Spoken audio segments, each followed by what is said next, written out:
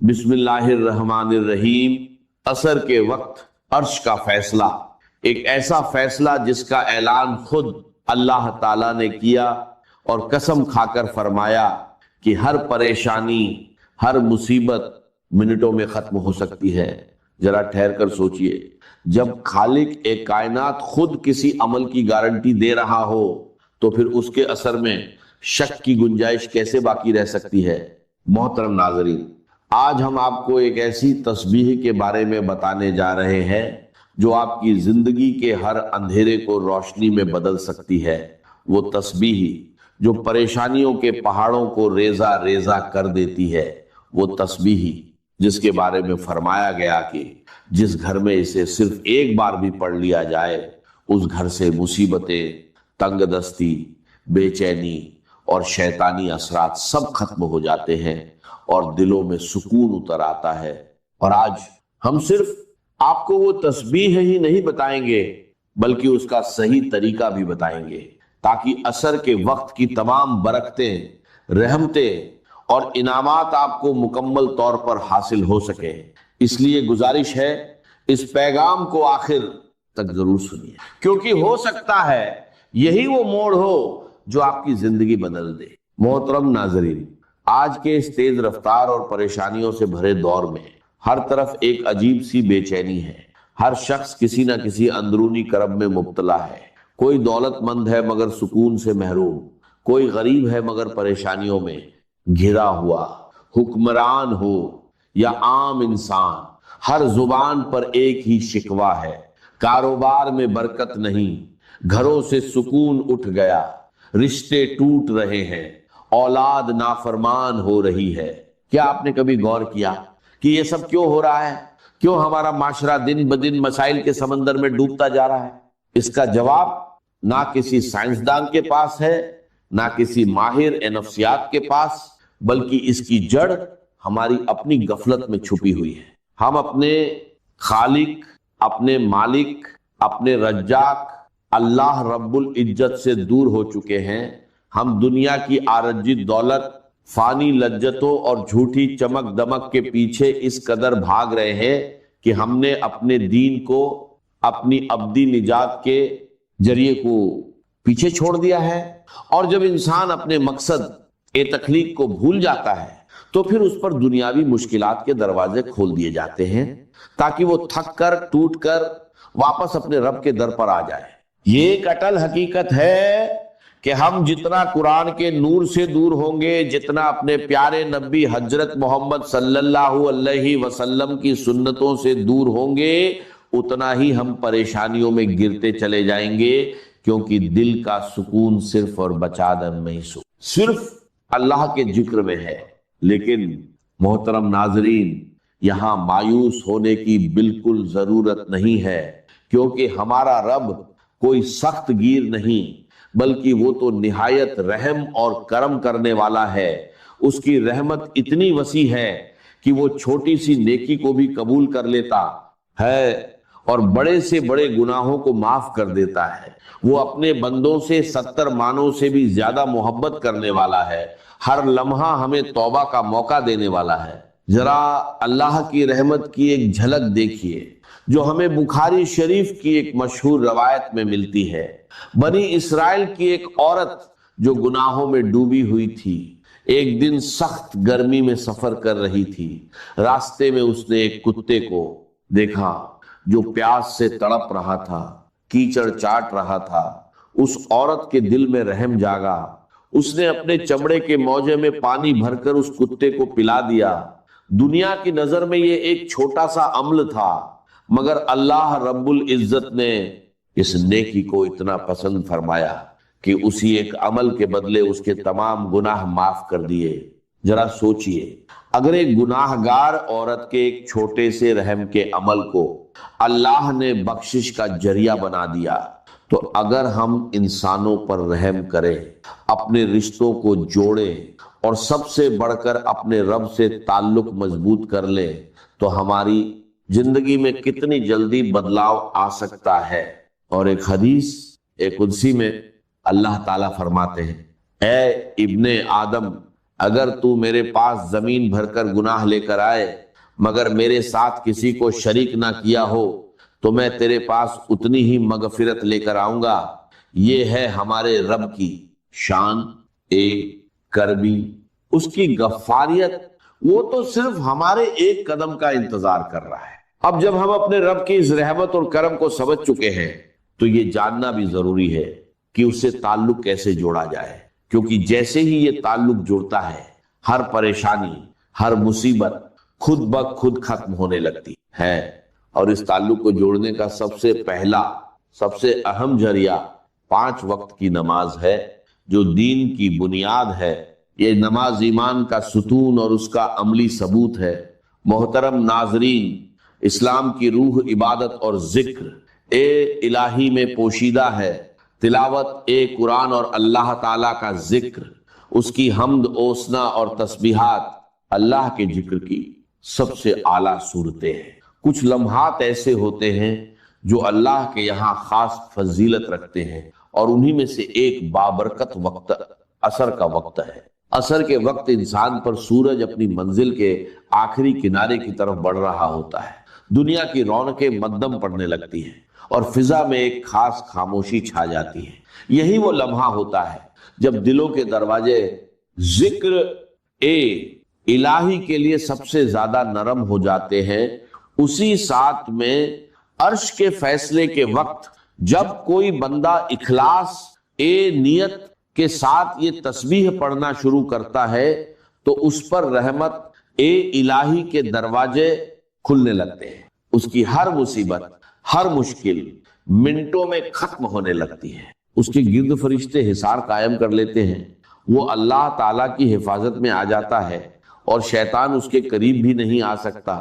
احادیث مبارکہ میں بار بار یہ بات بیان کی گئی ہے کہ اللہ کا ذکر اور تسبیحات نہ صرف بندے کے دل کو منور کرتے ہیں بلکہ اس کی تمام پریشانیاں اور مشکلات بھی دور کر دیتے ہیں۔ حضور اکرم صلی اللہ علیہ وسلم نے فرمایا، اپنے گھروں کو قبروں کی مانند نہ بناؤ بلکہ ان میں قرآن کی تلاوت، تسبیحات اور ذکر اذکار کیا کرو، کیونکہ وہ گھر جن میں یہ اعمال کیے جاتے ہیں اہل آسمان کے لیے ایسے چمکتے ہیں جیسے زمین والوں کے لیے آسمان کے ستارے۔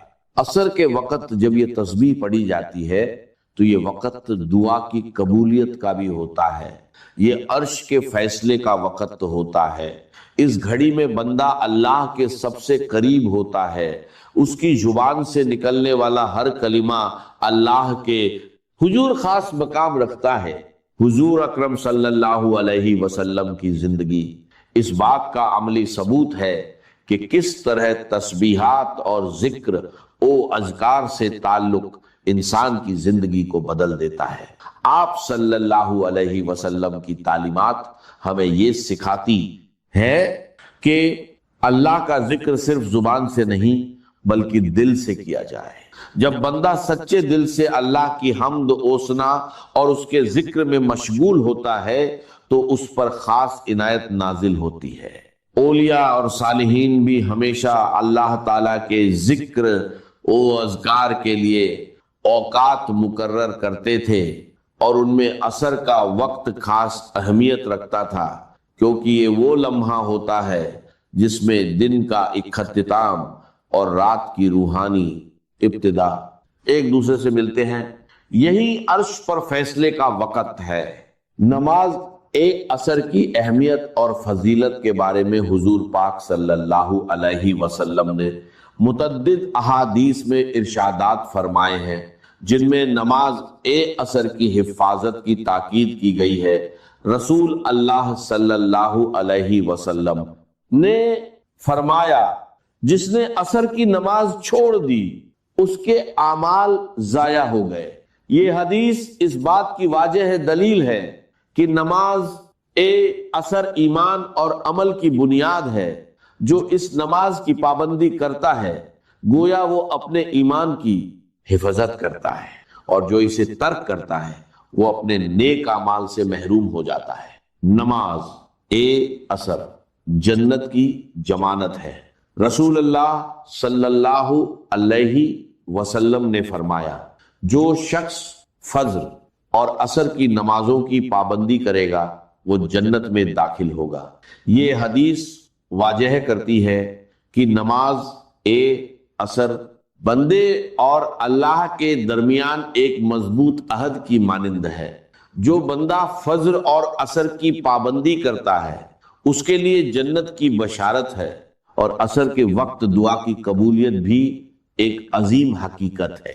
رسول اللہ صلی اللہ علیہ وسلم نے فرمایا، جمعہ کے دن ایک ایسی گھڑی ہوتی ہے کہ اگر کوئی مسلمان بندہ اس وقت نماز میں ہو اور اللہ سے کچھ مانگے تو اللہ سے پدرود اللہ سے اکثر اللہ علیہ وسلم نے فرمایا اللہ تعالیٰ اسے ضرور عطا کرتا ہے۔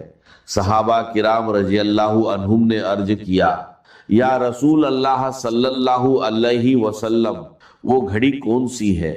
آپ صلی اللہ علیہ وسلم نے فرمایا، وہ عصر کے بعد کا وقت ہے۔ یہ حدیث ہمیں بتاتی ہے کہ خصوصاً جمعہ کے دن عصر کے بعد دعا کی قبولیت کا ایک خاص لمحہ ہوتا ہے جس میں مانگی گئی دعا رد نہیں کی جاتی، قبولیت کے خاص لمحات ہوتے ہیں۔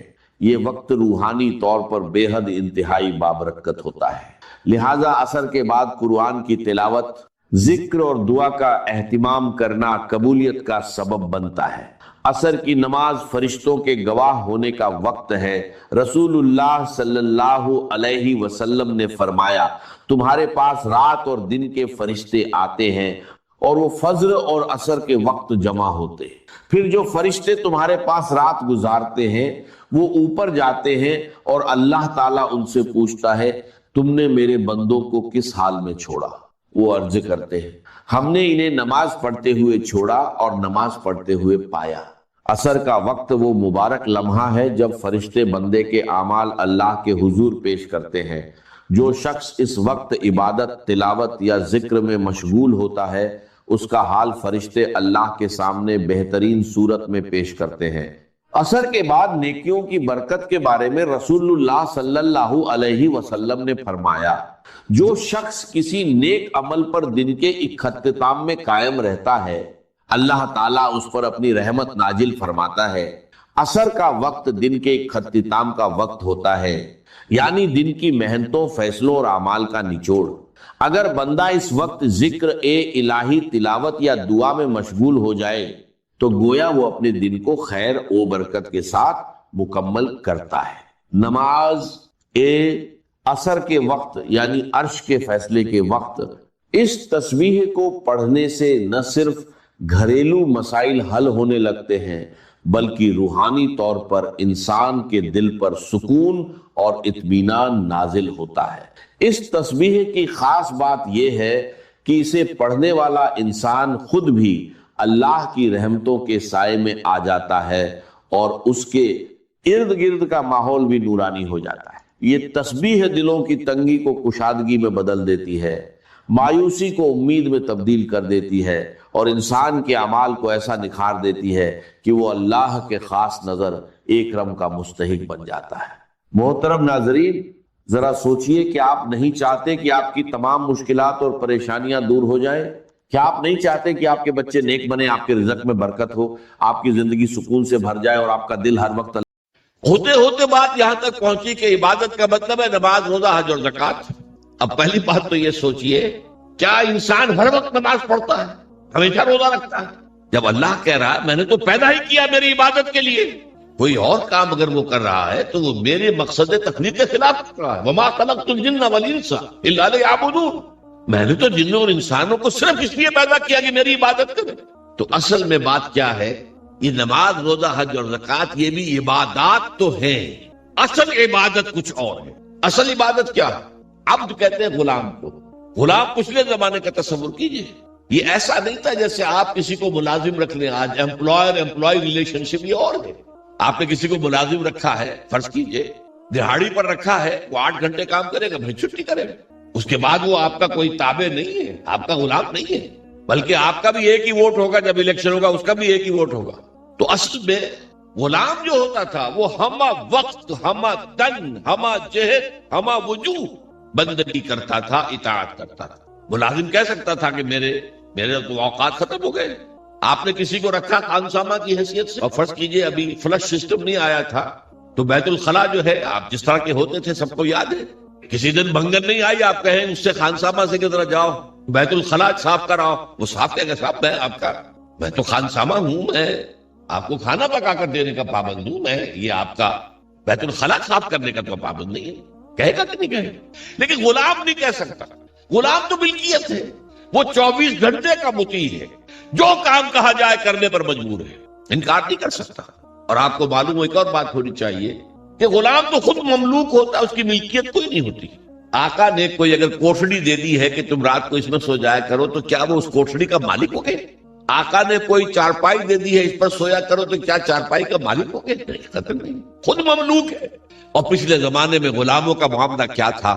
آقا جب چاہے ذبح کر دے، قتل کر دے، کوئی مقدمہ نہیں بنے گا، نہ 302 کا نہ 304 کا۔ کیوں؟ جیسے آپ کی بکری آپ کی ملکیت تھی، آپ نے ذبح کیا، گوشت کھا لیا، کوئی پوچھ سکتا آپ سے؟ میری بکری تھی بھائی، میں نے ذبح کیا، Who are you to ask me؟ اسی طرح غلام میری ملکیت ہے، میں نے قتل نہیں کیا، میں نے اپنا نقصان کیا ہے نا، میں اس غلام کو فروخت کرتا تو کچھ پیسے مل جاتے مجھے، لیکن اختیار میرا ہے، میں نے اسے قتل کر دیا۔ اس معنی میں اللہ کا غلام بن جانا، اللہ کا بندہ بن جانا، یہ بندہ جو ہے یہ فارسی کا لفظ ہے، عبد عربی کا لفظ، عبد سے عبادت بنا، بندے سے بندگی بنا۔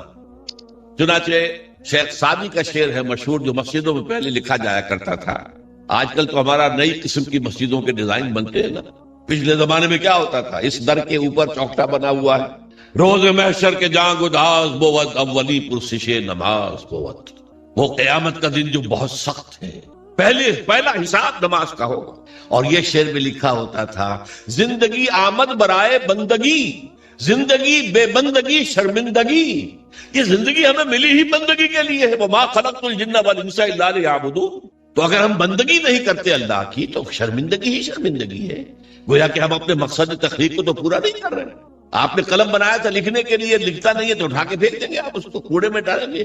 لہذا انسان کی تخلیق اور جنوں کی تخلیق بندگی کے لیے ہوئی، زندگی آمد برائے بندگی، زندگی بے بندگی شرمندگی، یہ ہما وقت، ہما تن، ہما وجوہ، ہما جہد اللہ کی اطاعت، یہ ہے عبادت۔ اس عبادت کے لیے عبادات ہمیں دی گئی ہے۔ جیسے یہ اگر کھڑا ہوا ہے شامیانہ تو آپ نے دیکھا یہ جو بانس کھڑے ہوئے ہیں، یہ عبادت جو ہے اس کی چھت سمجھ لیجئے 4 ستونوں پر کھڑی ہے، نماز، روزہ، حج، زکات۔ نماز کس لیے؟ تاکہ 5 مرتبہ تازہ کر لو اللہ سے عہد بندگی، ایاک نعبد و ایاک نستعین، کہیں بھول مت جانا۔ صبح ہوئی ہے، پہلے اپنا اللہ سے بندگی کا عہد تازہ کر لو، پھر دکان پہ جانا، پھر دفتر میں جانا، اور پھر دوپہر میں پھر نکلو، پھر تازہ کرو۔ وہ آپ کا لنچ آور ہوگا لیکن اس میں اللہ کو پہلے یاد کرو۔ پھر جب بہت زیادہ ایکٹیویٹی کا ٹائم ہوتا ہے شام کا، پھر یاد کرو اللہ کو عصر کے وقت، پھر مغرب کے وقت، پھر رات کو عشاء، 5 دفعہ یاد کرو اقم الصلاۃ لذکری، کہ تمہیں یہ بات یاد رہے کہ ہم اللہ کے بندے ہیں اور ہمارا کام بندگی ہے، ہما تن، ہما وجوہ، ہما وقت اللہ کی عبادت۔ روزہ کیوں دیا؟ تاکہ نفس کے اندر جو شیطنت ہے، ان النفس لامارۃ بالسوء، اس نفس کو کنٹرول کرنے کی عادت ہو جائے۔ بھوک برداشت کرو، کسی وقت کھانے کو حلال چیز نہیں مل رہی تو بھوک برداشت کرو، فوراً کسی حرام شے کے اندر منہ نہ مار دو، تمہارے اندر عادت ہونی چاہیے۔ پیاس شدید لگی ہوئی ہے تو اگر کوئی صحیح مشروب نہیں ہے تو ایسا نہ کرو کہ اب کیا کریں، یہاں پر تو سوائے جو شراب کا کچھ ملتا ہی نہیں تو لوگ شراب ہی پیتے ہیں۔ اس کے لیے مشق کرانے کے لیے 30 دن صبح سے شام تک جائز مشروب بھی نہ پیو، جائز کھانا بھی نہ کھاؤ، تاکہ تمہارے اندر صلاحیت پیدا ہو جائے کہ باقی 11 مہینوں میں ناجائز سے تو بچو۔ یہ ہے عبادت کے ساتھ ان عبادات کا تعلق۔ ایک بڑی ہمارے اندر جو ہے نفس کی خواہش، دولت پرستی، اس کو نکالنے کے لیے صدقہ، خیرات، انفاق، خرچ کرو، خرچ کرو، خرچ کرو، تاکہ یہ دولت کی محبت دل میں سے کھرچی جائے۔ اور یہ تینوں حکمتیں جمع کرنی ہے حج کے اندر۔ حج میں احرام کے اندر پابندیاں ہوتی ہیں، وہ روزے کے مشابہ ہیں، بڑی رقم خرچ ہوتی ہے، یہ زکوٰۃ و صدقات کے مشابہ ہو گئی۔ اس میں تلبیہ ہوتا ہے، لبیک اللہم لبیک، لبیک لا شریک لک لبیک، ان الحمد والنعمت لک والملک لا شریک لک، یہ اللہ کا ذکر ہو رہا ہے۔ تو ذکر اور انفاق اور نفس کو کنٹرول کرنا، یہ تینوں چیزیں جمع کر دی حج میں. وہ جامع عبادات، جامع العبادات. لیکن ان عبادتوں کے اوپر چھت آئے گی اسلام کی پوری، ہمہ جہت ہمہ وقت اللہ کی بندگی، اللہ کی اطاعت. یہ جو عبادت ہے، ایک بات اور نوٹ کر لیجئے، یہ عبادت جو ہے زبردستی بھی دنیا میں کرائی جاتی رہی. مثلا بنی اسرائیل پر فرعون مسلط تھا، اپنے احکام منواتا تھا کہ نہیں؟ ہم پر انگریز حاکم تھا، اپنا قانون نافذ کرتا تھا کہ نہیں؟ تم اپنے قانون رکھو گھروں میں، تمہارے کتاب میں لکھا چور کے ہاتھ کاٹو، ہم نہیں کاٹیں گے. تمہاری سنت ہے رسول کی، شادی شدہ ہو زانی یا زانیہ اس کو رجم کرو، غیر شادی شدہ 100 کوڑے لگاؤ اور اعلان برسر عام لگاؤ. جاؤ رکھو اپنے گھر میں، آیتیں پڑھ لیا کرو، ثواب لے لیا کرو. یہاں تو ہمارا قانون چلے گا. اور ہم اطاعت کرتے تھے کہ نہیں؟ یہ اطاعت جو ہے یہ فورس تھی، زبردستی کی تھی، جبر کے ساتھ تھی. اس کو عبادت نہیں کہیں گے. عبادت وہ اطاعت ہے اللہ کی اور اس کے رسول کی جو اپنی دلی آمادگی سے کی جائے، اللہ اور اس کے رسول کی محبت میں سرشار ہو کر کی جائے. یہ ڈائمنشن جو ہے عبادت کی کہ محبت اس کا جزو لازم. اللہ لا ایمان لمن لا محبت له. دیکھو جس کے اندر محبت نہیں ہے اللہ کے اس کے رسول کی، اس کا کوئی ایمان نہیں. اللہ کا عشق، اللہ کے رسول کا عشق، اس سے سرشار ہو کر اللہ کی اطاعت، اللہ کے رسول کی اطاعت پوری زندگی میں، یہ عبادت ہے. اور اس میں نوٹ کیجئے، اس عبادت میں اللہ کی اطاعت بھی ہے، رسول کی اطاعت بھی ہے. نماز آپ پڑھتے ہیں کیسے پڑھتے ہیں؟ جیسے رسول نے سکھائی صلی اللہ علیہ وسلم. صلو کما رأیتمونی اصلی، نماز ایسے پڑھو جیسے مجھے دیکھتے ہو کہ میں پڑھتا ہوں. صحابہ نے حضور کو دیکھا، تابعین نے صحابہ کو دیکھا، تبع تابعین نے تابعین کو دیکھا. یہ نسل بعد نسل. تو نظام جو بنتا ہے عبادت کا، اس میں اللہ کی اطاعت بھی ہے اور اللہ کے رسول کی اطاعت. اطیعوا اللہ و اطیعوا الرسول بار بار قرآن میں آتا، بار بار آتا. اور میں نے آپ کو بتایا کہ بہت سے رسولوں کی دعوت تو آئی ان اعبدوا اللہ ما لکم من الہ غیرہ، لیکن اسی کو دوسری جگہ پر بیان کیا گیا ان اعبدوا اللہ واطیعون، اللہ کی عبادت کرو، میری اطاعت کرو. تو ہمہ تن، ہمہ وقت، ہمہ وجوہ اللہ کی بندگی، اللہ کی اطاعت رسول کے طریقے پر، یہ ہے عبادت. اس کے لیے ہمیں پیدا کیا گیا. اب اس میں ابھی تک کی جو باتیں تھیں وہ تو ذرا میٹھی تھی، ذرا کڑوی بات بھی آ جائے. اگر جزوی اطاعت ہوگی تو وہ اللہ کے ہاں قبول نہیں ہے، وہ منہ پر دے ماری جاتی. آپ کہیں نماز کا حکم اللہ نے دیا ہے، یہ میں پڑھتا ہوں اور اسی طرح پڑھتا ہوں جیسے کہ حضور پڑھتے تھے، ٹھیک ہے بھائی، لیکن اللہ نے سود کو حرام کیا ہے، بھائی یہ تو مجبوری ہے میری، میں کیا کروں، اس کے بغیر تو کاروبار چلتا نہیں. یہ معاملہ اب بڑا بہت مخدوش ہو گیا. اللہ کے بعض احکام کو ماننا اور بعض کو پاؤں تلے رونگ دینا، اس پر جو غضب اللہ تعالیٰ کا، اس کو سمجھ لیجئے.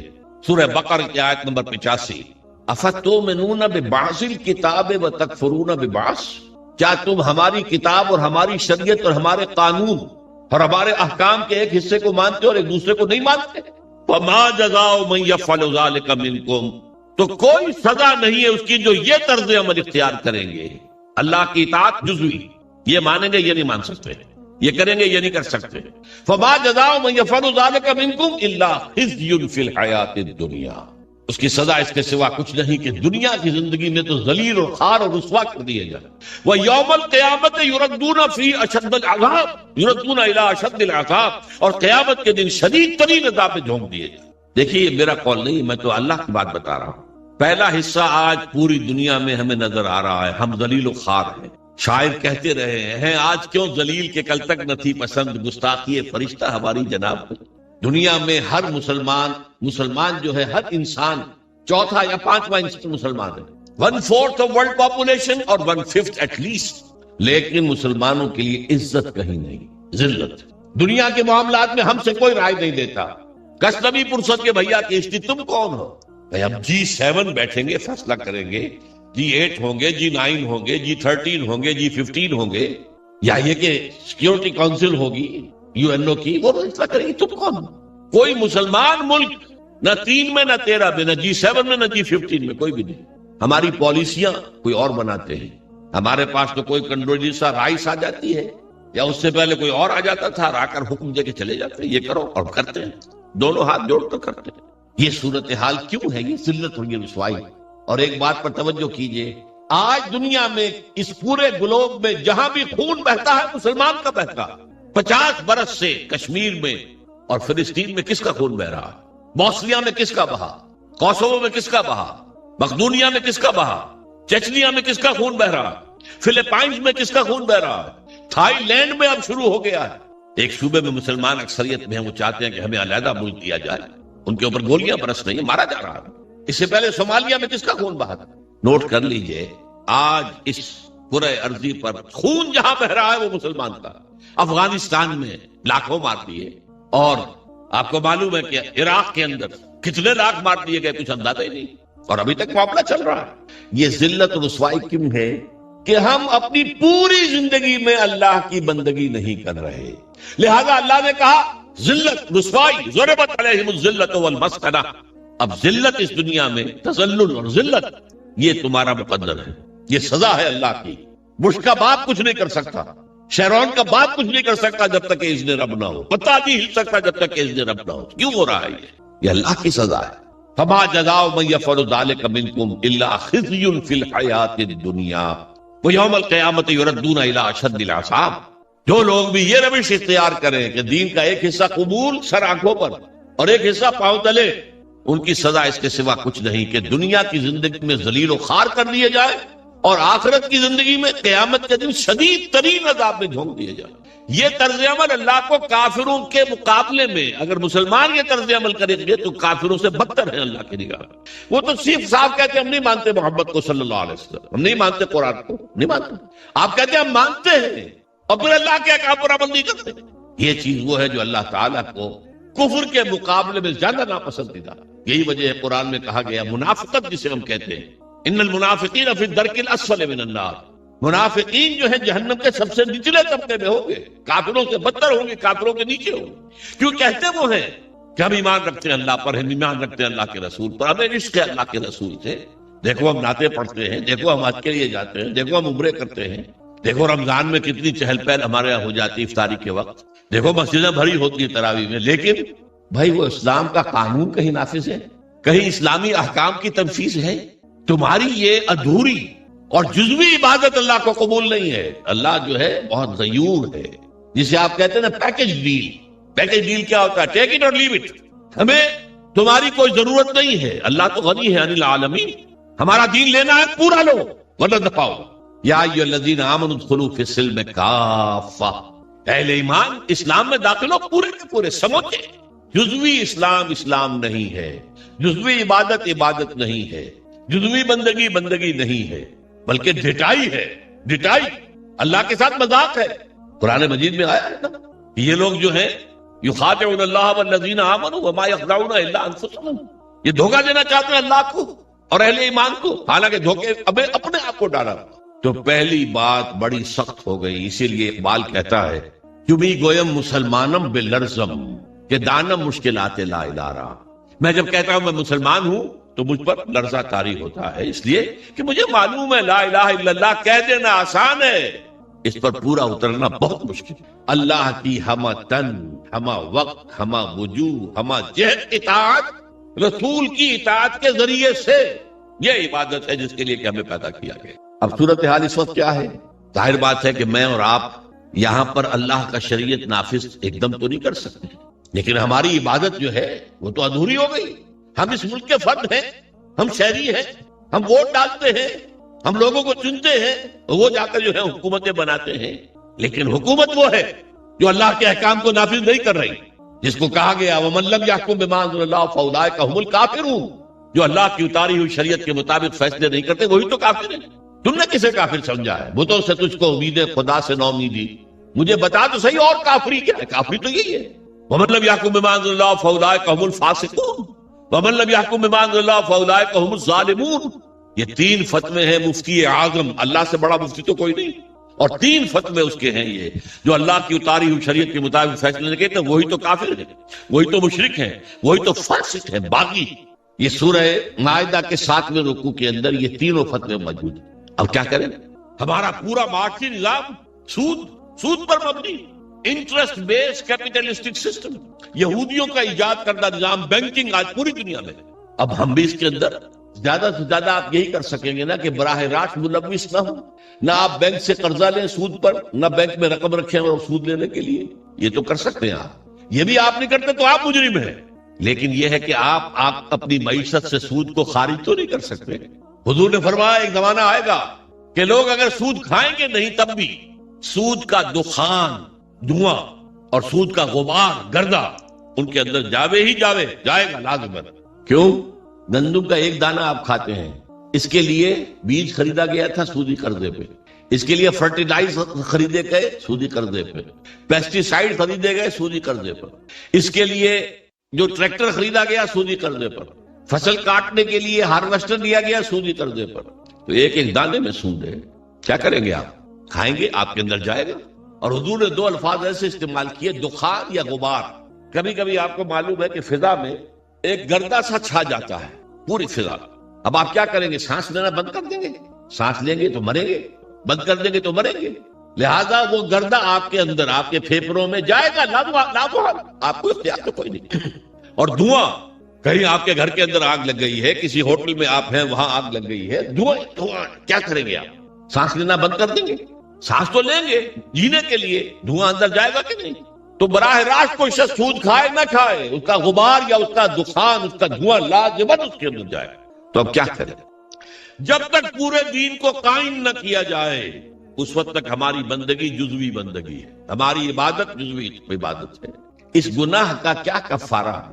دیکھیے پچھلے زمانے میں، آج کل تو کنویں ہیں نہیں، کنویں میں کوئی بلی گر گئی، کوئی کتا گر گیا، اب اس کی لاش نکالتے تھے، اور ساتھ ہی کتنے ڈول پانی نکالیں گے تب یہ پاک ہوگا. تھا کہ نہیں؟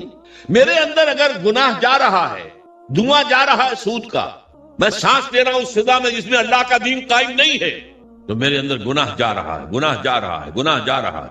اس کا کفارہ کیا ہوگا؟ اس کو صفائی کیسے کریں گے؟ تن من دھن لگا دو اللہ کے دین کو قائم کرنے کے لیے. ابھی یہ عزیزم نوید صاحب جو کہہ رہے تھے بار بار اقامت دین، اقامت دین، کیا مطلب ہے اقامت دین کا؟ دین کو قائم کرنا، پورا دین. جیسے آپ کہتے ہیں ایک ہے نماز پڑھنا، ایک ہے نماز قائم کرنا. زمین و آسمان کا فرق ہے نا. اقیم الصلاۃ، اقیم الصلاۃ، اقیم الصلاۃ. یہ قیام جو ہے نماز کا نظام کا، اس کے لیے مسجدیں تعمیر ہوتی ہیں، اس کے لیے امام اور خطیب رکھے جاتے ہیں، وہاں پر بر وقت جماعت ہوتی ہے، ایک امام کے پیچھے کھڑے ہو کر ہم نمازیں پڑھتے ہیں. یہ نماز کا نظام ہے. اسی طریقے سے دین کا نظام، اقیم الدین، دین کو قائم کرو. اور اسی کو کہا وَيَكُونَ الدِّينُ كُلُّهُ لِلَّهِ، دین پورا کا پورا اللہ کا ہو جائے. فوجداری قوانین بھی اسی کے ہوں، دیوانی قوانین بھی اسی کے ہوں، وراثت کا قانون بھی اسی کا ہو، سود کو جڑ سے نکال کے پھینکا جائے، بیع و شرع کی جو حرام شکلیں ہیں ان کو ختم کیا جائے، جوئے کا خاتمہ کیا جائے، بے پردگی بے حیائی کا خاتمہ کیا جائے. یہ سارا کام اگر آپ کریں تو اس میں جو تن لگے گا، جو من لگے گا، جو آپ کا دھن لگے گا، جو آپ کا وقت لگے گا، یہ کفارہ ہے کہ جزوی بندگی کی وجہ سے جو گناہ ہو رہا ہے اس کا کفارہ ہو جائے. اگر آپ یہ نہیں کرتے تو اس کا مطلب یہ کہ آپ بھی اسی نظام کے حامی ہیں. وہ دیکھیے جو کہا تھا نا بش نے یا اس کے سیکریٹری پاول نے، یہ 11 ستمبر 2001 کو، آر یو ود اس اور اگینسٹ اس، یاد ہے؟ اور ہمارا کمانڈو صدر اور وہ پتاشے کی طرح بیٹھ گیا تھا آپ کے ساتھ. جی اللہ بھی یہ کہتا تم میرے ساتھ ہو یا میرے خلاف ہو، نو گرے ایریا ان بٹوین، یا میرے ساتھ ہو میرے وفادار ہو. تو جتنے دین پر عمل کر سکتے ہو اتنے پر تو کرو نا. نمبر 1، آخر سود سے غبار سے نہیں بچ سکتے، براہ راست تو سود سے بچو. نہ سود پہ رقم رکھ کر کھاؤ اور نہ سود پر رقم لے کر اپنا کاروبار بڑھاؤ، اپنی بلڈنگیں جو ہے اور اونچی کرو. نہیں، یہ تو کر سکتے ہو. پڑھنا تو اپنے گھر میں راج کر سکتے ہو کہ نہیں؟ اللہ کا شکر ہے ابھی پاکستان میں تو کوئی ایسا ڈکٹیٹر نہیں آیا. اگر کچھ زیادہ وقت مل گیا ہماری شامت اعمال سے اس شخص پرویز مشرف کو، تو شاید وہ وقت بھی آ جائے کہ پردے پر پابندی کر دی جائے، کوئی عورت برقع نہیں پہنے. ہو چکا ہے دنیا میں، محسن ممالک میں ہوا. مصطفیٰ کمال پاشا جو آئیڈیل ہے اس کا، اس نے یہی تو کیا تھا. پردہ ختم، انگریزی لباس پہننا لازمی، عربی میں نہیں اذان دے سکتے ہو نہ نماز پڑھ سکتے ہو، ترکی زبان میں نماز پڑھو، ترکی زبان میں اذان. یہ سارا کمال عطا ترک نے کیا تھا، اور اس نے آتے ہی کہا تھا کہ میرا آئیڈیل وہ ہے. یہ تو اللہ کو معلوم ہے کل کیا ہونا ہے. بڑے بڑے جبار اور بڑے بڑے طاقتور لوگ آئے ہیں، اور آج نسیم منسیاں ہیں. کہاں گیا وہ فیلڈ مارشل ایوب خان؟ کہاں گیا وہ یحییٰ خان؟ کہاں گیا بھٹو؟ کہاں گیا ضیاء الحق؟ تو بڑے بڑے تنتنے والے، بڑے بڑے دبدبے والے لوگ آئے ہیں، وہ سب نسیم منسیاں ہو گئے. تو میں نہیں کہہ سکتا کہ اس کے لیے ابھی کتنے دن ہیں. اللہ تعالیٰ کی طرف سے اگر مہلت اسے ملے گی تو ہماری شامت اعمال کی وجہ سے ملے گی. اس لیے کہ حضور نے فرمایا ہے، کس قدر پیاری حدیثیں یاد آ گئی، اعمالکم اعمالکم، تمہارے اپنے عمل تم پر حاکم ہو جاتے ہیں. تم خود بے ایمانی کرتے ہو تو بے ایمانی تمہارے حاکم ہوں گے. تم خود سودی لین دین میں ملوث ہو تو سود کا نظام تمہارے اوپر رہے گا. اعمالکم اعمالکم. اور ایک اور حدیث میں آیا ہے، کما تکونون کذالک یؤمر علیکم، جیسے تم خود ہوگے ویسے تمہارے حکمران جو ہے وہ حاکم بنا دیے جائیں. اسی لیے جو نوید صاحب کہہ رہے تھے، پہلے اپنے آپ کو بدلو. ان اللہ لا یغیر ما بقوم حتی یغیروا ما بانفسہم. خدا نے آج تک اس قوم کی حالت نہیں بدلی، نہ ہو جس کو خیال آپ اپنی حالت کے بدلنے کا. اس کے لیے کیا طریقہ کار ہوگا وہ میں بعد میں عرض کروں گا. ابھی میں نے 2 نکتے بتائے. لا الہ الا اللہ کا تقاضا کیا ہے؟ اللہ کی ہمتن، ہمہ وقت، ہمہ وجوہ، ہمہ جہت، اطاعت رسول کے ذریعے. اسی کا نام عبادت ہے. اسی کے لیے اللہ فرماتا ہے کہ جنوں اور انسانوں کو میں نے پیدا کیا. جیسے میں نے کہا تھا نماز تو ہر وقت نہیں پڑھتے، جو پابندی سے پڑھتا ہے وہ بھی 2-2.5 گھنٹے ہی 24 گھنٹے میں لگتے ہوں گے نا اس کے نماز میں. باقی 21.5 گھنٹے کیا کرے گا؟ عبادت کرے گا. یعنی جو کام کرے گا شریعت کے دائرے میں کرے گا، یہی عبادت ہو رہی ہے. کمائی کرے گا حلال ذریعے سے کرے گا، کھانا کھائے گا حلال کھائے گا. یہ پوری زندگی کے تمام کام عبادت ہیں اگر اللہ کے قانون کے مطابق کیے جائیں. یہی بغاوت ہے اگر اللہ کے قانون کے خلاف کیے جائیں. اور دوسری بات میں نے آپ کو بتائی، یہ عبادت جزوی اللہ کو قبول نہیں ہے، بلکہ جزوی عبادت وہ تو منہ پر لے ماری جائے گی، جاؤ دفع ہو جاؤ، ٹیک اٹ اور لیو اٹ، یا ہمارا دین قبول کرو یا چھوڑ دو. اس کا جزوی جو معاملہ نہیں ہو سکتا. 50% مانتے ہیں یا 30% یا 33%. چلو 33% پہ پاس ہو جاتے ہیں نا بچے، ہمیں بھی 33% پہ پاس کر دو. اللہ کے ہاں یہ بات نہیں. ٹیک اٹ اور لیو اٹ. اور اس کا عبادت کا حق صحیح معنی میں کب ادا ہوگا؟ جب پورا نظام اللہ تعالیٰ کے حکم کے مطابق قائم کر دیا جائے. تعزیرات ہوں، سزائیں ہوں اللہ کی شریعت کے مطابق، دولت کی تقسیم ہو معاشرے میں اللہ کے قانون کے مطابق، اللہ کا نظام پوری زندگی کے اوپر غالب ہو جائے. اس کی جد و جہد اگر آپ کریں گے، اس کی کوشش کریں گے، اس میں تن من دھن لگائیں گے تو یہ اس گناہ کا کفارہ ہو جائے گا جو ایک باطل نظام کے تحت رہنے سے خود بخود ہمارے اندر جا رہا ہے. گناہ جا رہا ہے، سود جا رہا ہے، ہر سانس کے ساتھ کفر جا رہا ہے ہمارے اندر. وَمَن لَّمْ يَحْكُم بِمَا أَنزَلَ اللَّهُ فَأُولَٰئِكَ هُمُ الْكَافِرُونَ. یہ 2 باتیں واضح ہو گئی. لا الہ الا اللہ کا تقاضا کیا ہے اور اس کی تکمیل کب ہوتی ہے؟ جبکہ پورا نظام زندگی اللہ کے قانون کے مطابق قائم ہو. اب آئیے محمد الرسول اللہ صلی اللہ علیہ وسلم، اس کا تقاضا کیا ہے؟ دیکھیے پہلی تو بات ہے اطاعت. رسول کی بھی اطاعت ہوگی، اطیعوا اللہ واطیعوا الرسول، اطاعت کرو اللہ کی، اللہ کے رسول کی. لیکن اس کو میں نے شامل کر دیا عبادت کے اندر. اللہ کی اطاعت رسول کی اطاعت کے ذریعے سے ہوگی، اس کو بریکٹ کر دیا میں نے. اللہ کی اطاعت رسول کی اطاعت یہ مل کر عبادت بن گئی. دوسرا اصل تقاضا کیا ہے بحیثیت امت؟ یہ سمجھ لیجیے رسول کس لیے بھیجے جاتے تھے؟ لوگوں کے سامنے اللہ کے دین کو پیش کرنا، دعوت دینا، تبلیغ کرنا اور کوشش کرنا کہ اللہ کا دین قائم ہو جائے. اس لیے آتے تھے. اب حضور پر رسالت اور نبوت ختم، انسان تو ختم نہیں ہو گئے، ان کو یہ دعوت کون دے گا؟ یہ ہے رسول کے امتی ہونے کی حیثیت سے ہمارا فرض.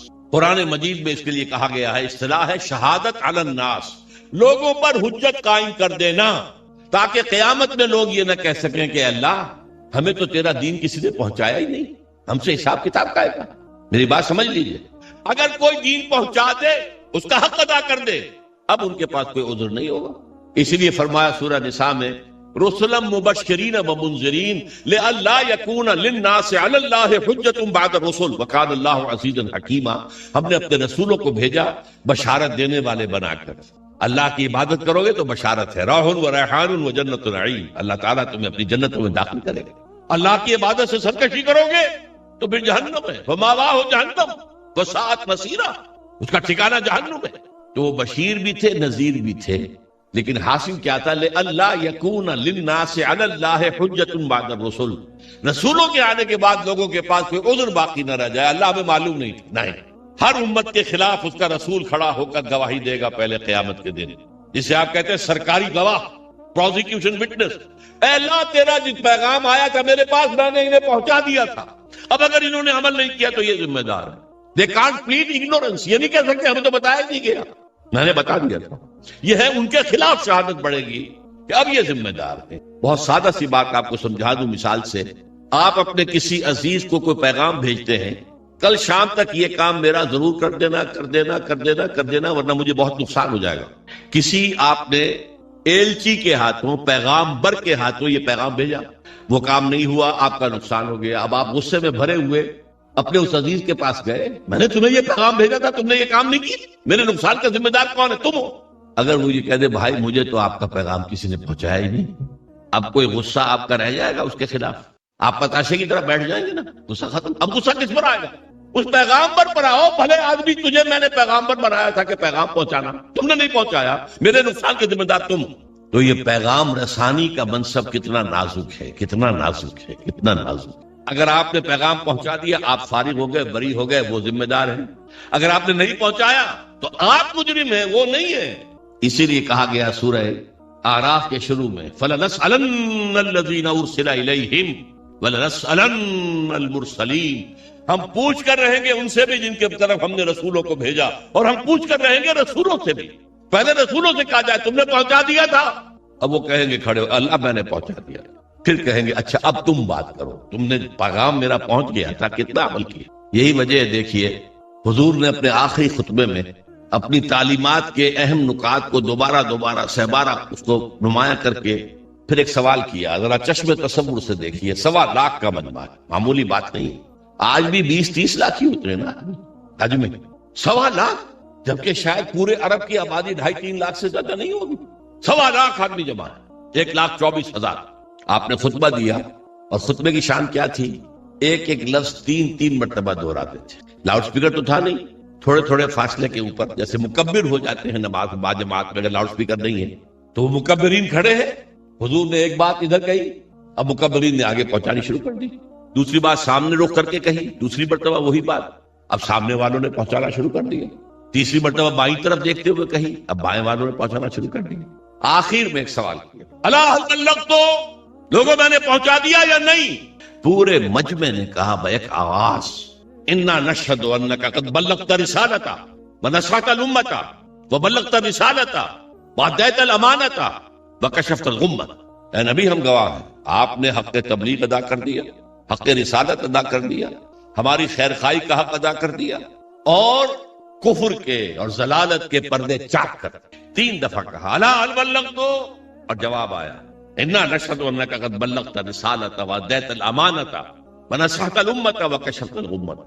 پھر آپ نے انگلی اٹھائی آسمان کی طرف، انگشت شہادت، اور پھر لوگوں کی طرف، اللہم اشہد اللہم اشہد اللہم اشہد، اے اللہ تو بھی گواہ ہے۔ وہ بوجھ جو میرے کندھے پر آیا تھا، جس کے لیے سورہ مزمل میں کیا کہا گیا تھا، انا سنلقی علیک قولا ثقیلا، اے نبی بڑی بھاری بات آپ پر ڈالنے والے ہیں۔ اس کفر اور شرک کے گڑھ کے اندر توحید کی دعوت دینا کوئی آسان کام تھا؟ اسلام کا پیغام پہنچانا کوئی آسان کام تھا؟ شروع میں تو کہا گیا پاگل ہو گئے، مجنون ہے، معاذ اللہ ثم معاذ اللہ، شاعر ہیں، ساحر ہیں، مسحور ہیں، کذاب ہیں، نعوذ باللہ من ذلک، نقل کفر نباشا۔ اس کے بعد آپ کو معلوم ہے صحابہ کو مارا گیا، پیٹا گیا، سب کچھ جھیلا کہ نہیں؟ خود 3 برس حضور جو ہیں وہ محصور رہے شیب بنی ہاشم میں۔ یہ جیل ایسی تھی جس میں کھانے کو کچھ نہیں تھا، آپ کی جیلوں میں تو راشن تو ملتا ہے۔ بہرحال یہ ساری سختیاں جھیل کر حضور نے دین کو غالب کر یہ کام کیا۔ لیکن اس وقت آپ نے کیا فرمایا؟ اپنی بات 3 دفعہ کہہ کر الا هل بلغت انا نشهد انک قد بلغت رسالۃ وادیت الامانۃ ونصحت الامۃ وکشفت الغمۃ۔ پھر کہا فلیبلغ الشاہد الغائب، اب تمہارے ذمے ہے جو یہاں ہے وہ پہنچائیں پورے جہاں آگے عالم تک اس پیغام، اس لیے کہ میں صرف تمہارے لیے رسول بن کر نہیں آیا، وما ارسلناک الا کافۃ للناس بشیرا ونذیرا، اے نبی ہم نے نہیں بھیجا ہے آپ کو مگر پوری نوع